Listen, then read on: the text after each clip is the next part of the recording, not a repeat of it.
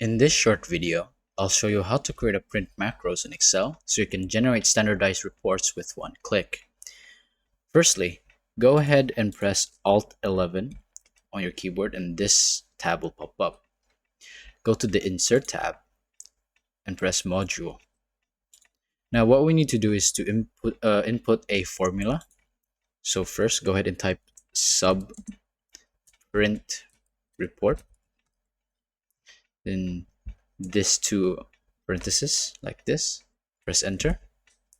Next, press tab. Now we need to type out the command. So basically, sheets, parenthesis, a quotation mark, report, another quotation mark, another parenthesis, a period, print out. Make sure always space, capitalize like this, space, copies, this symbol right here, and equals, and 1, comma, space again, type this in, collate, this symbol as well, the unequal sign, true, and that's basically it. So what we need to do now is Control S to save it. Press save. There we go.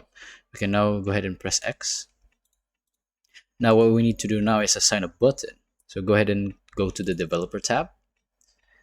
Go to Insert and choose the first one, which is button. Click and drag it to how large you want to make the button. I'll make it like this.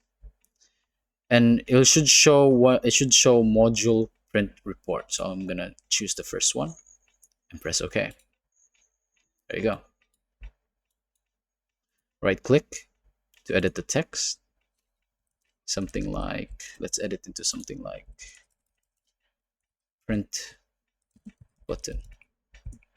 Oh, there we go. There we go.